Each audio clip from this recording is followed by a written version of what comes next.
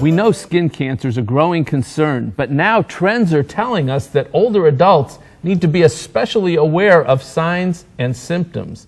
Dr. Bruce Averbuch is a surgical oncologist with Metro Health, and he's here to update our information about aging and melanoma. Dr. Averbuch, I'll call you that formally, although Bruce is a longtime friend of mine. Thanks for joining us today. Oh, it's good to be here, Armand. Should we be worried or simply awake and aware? We should be awake and aware. I think that's really important. Surveillance and self-surveillance is really important. And I know the focus today is talking about the elderly who actually have an increasing risk. We see more melanoma in the elderly now, and it's actually even more deadly in the elderly, melanoma. Now, we're in Ohio. Ohio's not exactly the sun capital of the world. Do we have a much lower rate of melanoma than other states? Actually, Ohio ranks number 6 in the United States. From the top? From the top.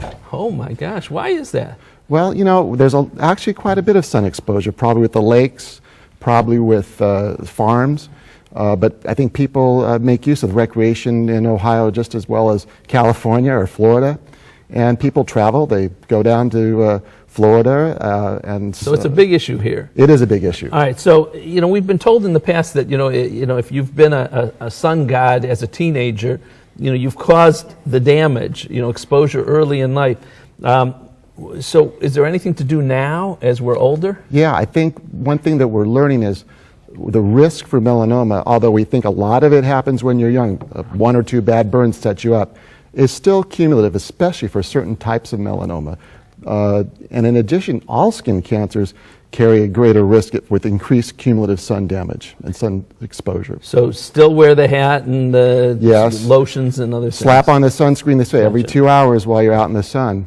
All right, so now, we start to have aging spots. I have some up there.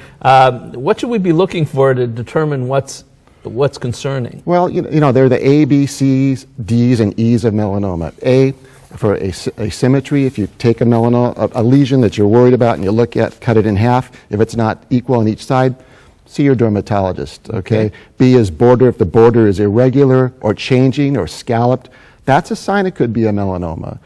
C is color, changes in color or different colors, tan, different tones, darker, lighter, red, white, and blue, they say, for some lesions, gives you some alert.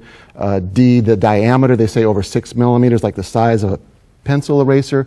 You need to think about it and watch it, but especially change. And after